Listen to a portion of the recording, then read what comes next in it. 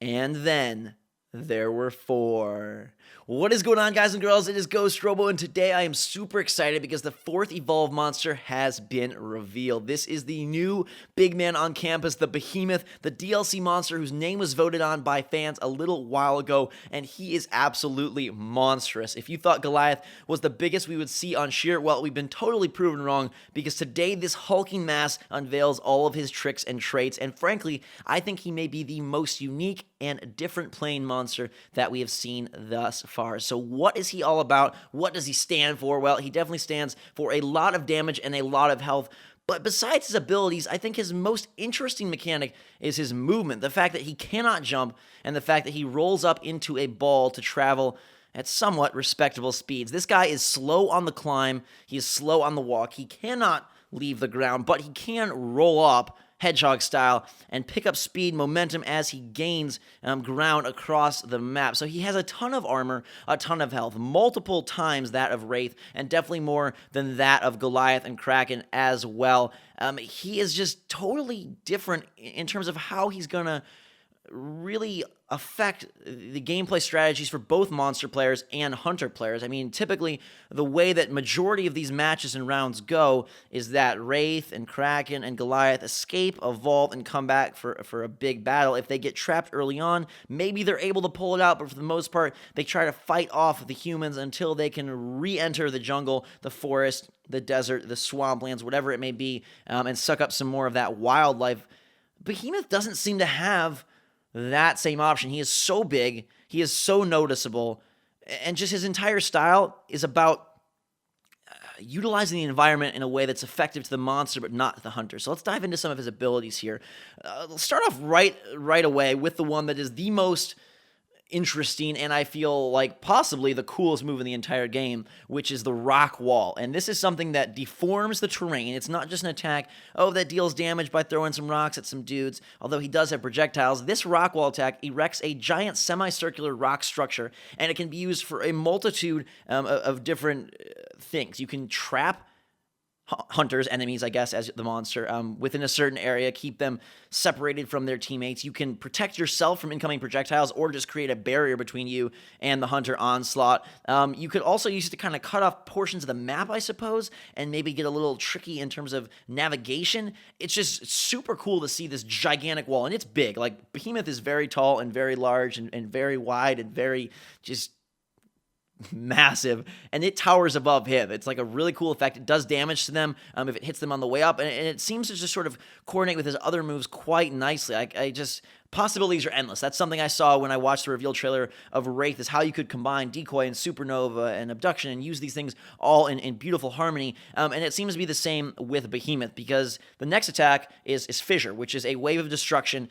He basically slams his fist into the ground, Hulk style, and out comes this lava/earthquakey line that just deals massive damage and stuns hunters in its path. Now, you can imagine throwing up this rock wall, locking a hunter or two hunters in an area, fissuring them so that they deal extreme damage, and then they get shot away, but instead of being, out of your reach and out of your slow-mo movement range, now they just get slammed into the wall, and you can come back for some melee strikes. His punches look to be quite brutal, and are supposedly, one of the best things to do is get the hunters in close and really go to work with your fist. That is where tongue grab comes into play. He has a harpoon-like tongue that can shoot apparently 43 meters, which sounds like a gigantic tongue range to me, and then suck a target back in for melee. And this is kind of, in a way, it's reminiscent of that Wraith's abduction move where you go and peel a hunter away, although this one, more than peeling away to kind of have a tea party for two, it seems like you're going to bring them into your house of pain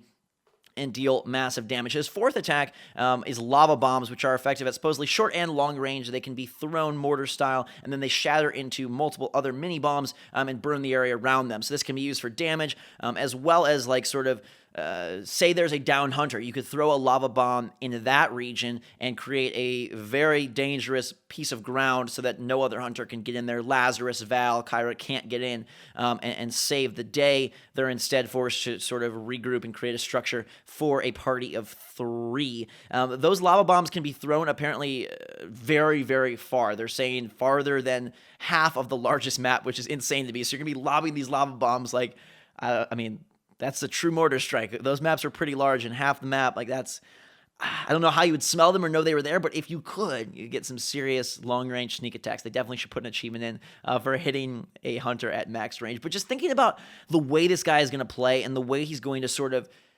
change the game is to me the most engaging aspect of Behemoth. His design is pretty cool. He's sort of like a hulking, he almost has a spider-like look to his face, but then he just also has the rock armor and some entrails hanging out. He moves very, there's just a lot of undulating going on in his body. He's got some gush in him. He's not just a pure Hulk. There's almost like a soft core that definitely doesn't show up in his health, because he does have high health, he does have high armor. You think about how you play the matches, and when you build up and you evolve, you deplete your armor. Well, this guy has so much armor that one thing I saw people talking about is maybe you don't evolve into, say, Stage 3. You keep Stage 2 with max armor, because he's not able to really get away and go to town on some of his feasts. Like, I don't see how this guy is going to be able to really play in any way the same as the previous trio, because the fact that his escape plan is not effective. You know, he needs a long, flat distance to use the roll move in order to build up speed. Otherwise, it starts off pretty slow. He can't jump, so he doesn't have like the traditional movement escape ability that Wraith has with her teleport, that Goliath has with his leap, or that Kraken has with his flight ability and his sort of his zoom through the air.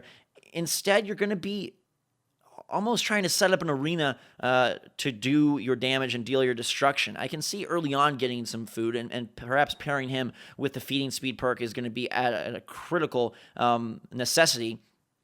Because once you get spotted, I don't know that you'll get away. You could probably use Rock Wall to create a barrier, save yourself some time, maybe fissure them away. I understand why the lava bombs have range now, because it would be, behoove you to deal damage at range and stun them from afar to try to keep them at bay. You do have a lot of armor, so if you can get a full slate of armor, maybe then you can, fend off a dome attack, get out of there, and still be able to mend your wounds. You're just going to have to plan accordingly. This seems like a monster with a pretty high skill threshold to be successful. I see him as being a very easy target for hunters because of the fact that he's so large, and because his escape and maneuverability seems so not good. I mean, he's not as slow as I was expecting him to be. I saw some footage, and he's not that slow. It's not like he's a snail, but he is a hulking mess. And so turning, and you think about some of the maps, if they trap you in a hunter friendly area where there's a lot of different ledges and some different things where they can kind of get up high on you and take you out, I don't see him being able to maneuver around very well. His climb is very slow, so it's not like Goliath where you can kind of leap up to get out of range, leap down to get out of range, Kraken, you can fly to the apex of the dome and sort of force them to aim in unconventional ways. Wraith, you can throw out decoys, and her I saw as being very vulnerable because of her low health, and she ends up being quite the damage dealer. I'm sure there's still balancing to do there, but I wonder what the sort of MO of the Behemoth and his gameplay is going to be. Is he going to be someone that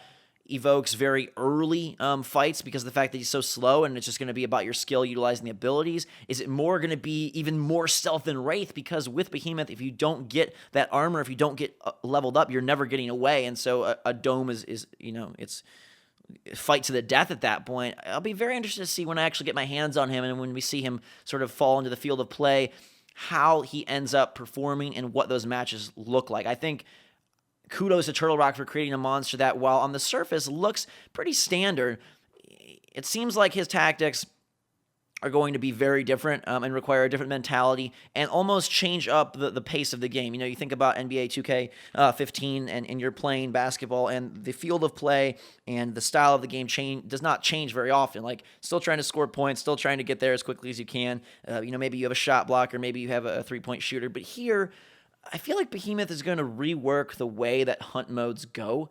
And when you couple that with the fact that there's these other modes, there's Nest, there's Rescue, Defend, and kind of maybe you're almost going to form an all-star squad of monsters and have a favorite for each kind of mode, which just builds on the diversity of the game, which is nothing but great for 2K and for Turtle Rock. I like Behemoth a lot. I'm excited to see if he is difficult to play or not. Like, that's got to be a tough thing, right? Balancing these monsters so that one isn't super strong versus the others, but also balancing them so that one isn't super hard to play versus the others. I'm sure there's kind of a fine line balance between having accessibility and also having sort of a pseudo/subconscious progression for the players.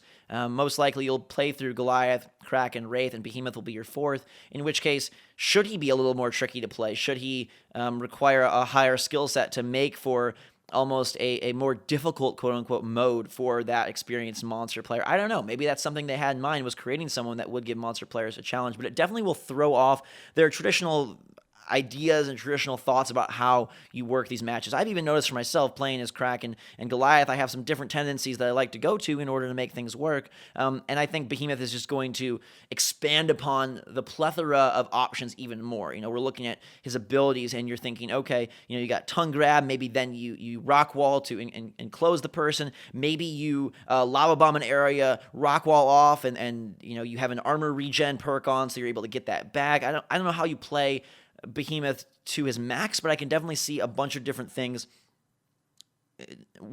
Which one is going to be the most successful? Which strategy with Behemoth is going to bring out the best in him? Wraith kind of, I thought, would be a super stealthy creature, and maybe she still will be. At the current state right now, her damage is just crazy. So you get to stage 3, and I want to bring the fight to them. As long as I get them on a good jump, like I can go ham with that supernova. So maybe Behemoth will surprise us. Maybe he'll come out and his slowness won't be so much of a factor, and instead we'll find out something different about him that comes into play at a bigger, makes a bigger impact than even his ball rolling, which I do think is very cool. And I think it shows that they are willing to go outside the box with these monsters. As we look towards more monsters, today they made mention of a 5th monster part of a PC sort of all-star collector's edition type bundle pack. And I'm guessing if the game performs well, they will make a 6th and a 7th, and who knows where that goes, a Season 1, a Season 2 evolve creatures. But now we know that not only are they willing to mix up the attacks and mix up sort of the look and the style of play, but also the movement, terrain deformation. We're bringing in all sorts of ideas. We've talked before about a burrowing monster.